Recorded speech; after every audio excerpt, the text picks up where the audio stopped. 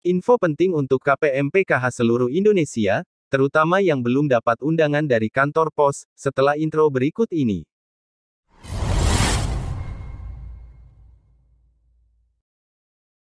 Pada hari ini para SDM PKH sudah mendapatkan data BNBA bagi penerima BLT BBM, BPNT triwulan keempat serta PKH tahap keempat dan daerah-daerah yang akan mencairkan serentak bantuan reguler kementerian.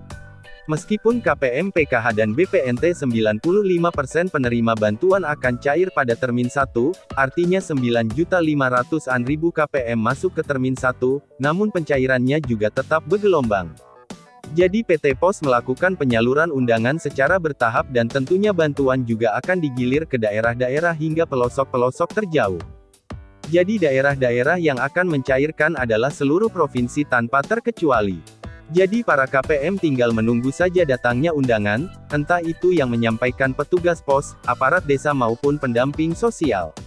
Kementerian Sosial pada bulan November ini mulai menyalurkan bantuan sosial antara lain program Keluarga Harapan PKH tahap 4, bantuan pangan non-tunai BPNT atau sembako bulan Oktober, November dan Desember serta bantuan langsung tunai bahan bakar minyak BLT BBM tahap 2.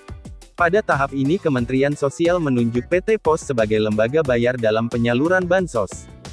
Dan tujuan pemerintah disalurkan lewat pos agar yang dulunya tidak cair atau mengalami kesulitan pencairan, akhirnya bisa tercairkan tanpa kendala pada kasus-kasus berikut ini. Pertama, adanya sedikit ketidaksesuaian identitas pada nama NIK dan tanggal lahir antara data Dukcapil dengan data bank yang dapat mengakibatkan gagal transfer. Kemudian yang Le-2 adanya KPM yang belum menerima KKS atau buku tabungan karena pengurusnya meninggal dunia, sedangkan masih punya ahli waris dalam satu KK. Yang ketiga, beberapa kasus KKS buku tabungan hilang atau PIN keblokir, sedangkan pengurusnya meninggal dunia sehingga ahli waris tidak dapat mengambil bantuan yang masuk ke rekening. Kemudian yang keempat adanya KKS atau buku tabungan yang belum terambil karena pengurusnya merantau, sedangkan anggota keluarga yang di rumah tidak diperbolehkan untuk mengambil bantuan yang masuk ke rekening tersebut. Yang kelima KKS atau buku tabungan terbit di kantor cabang atau unit yang jauh dari tempat tinggal karena kondisi KPM lansia tidak memungkinkan mengambil buku tabungan atau KKS tersebut.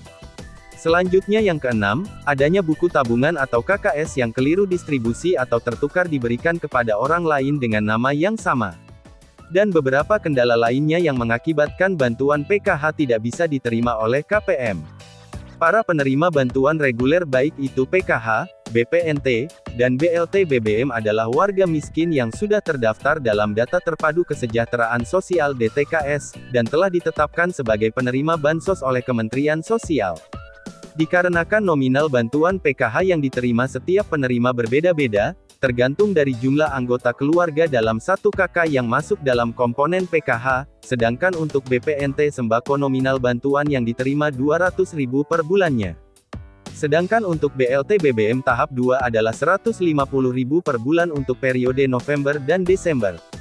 Ini yang harus diperhatikan bagi yang belum dapat undangan dan jangan sampai terpengaruh hanya karena belum ada kabar pencairan, akhirnya terpengaruh dengan link pendaftaran PKH tahap keempat.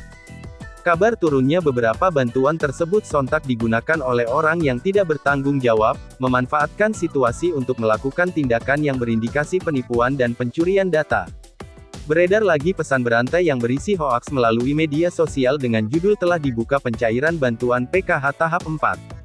Pesan tersebut disertai dengan link pendaftaran agar mendapat bantuan PKH tahap 4, dengan cara memasukkan beberapa identitas pribadi, memanfaatkan ketidaktahuan masyarakat mengenai link berbahaya dan keinginan mereka untuk mendapatkan bantuan sosial, membuat informasi hoaks semacam ini semakin cepat beredar luas di masyarakat melalui media sosial. Tidak banyak yang menyadari bahwa data pribadi yang dicuri oleh pihak-pihak yang tidak bertanggung jawab ini dapat dimanfaatkan untuk kejahatan, contohnya untuk membuat akun judi online, pinjaman online, transaksi penipuan dan aktivitas ilegal yang lainnya.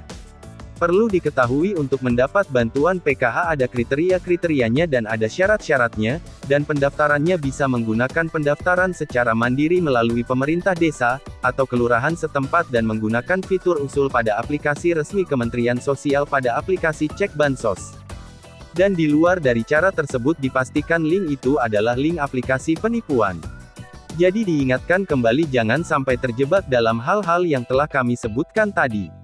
Demikian informasi terkait info penting untuk KPM-PKH seluruh Indonesia, terutama yang belum dapat undangan dari kantor pos. Jangan lupa like, komen, dan subscribe untuk mendapatkan info bansos secara gratis di channel ini.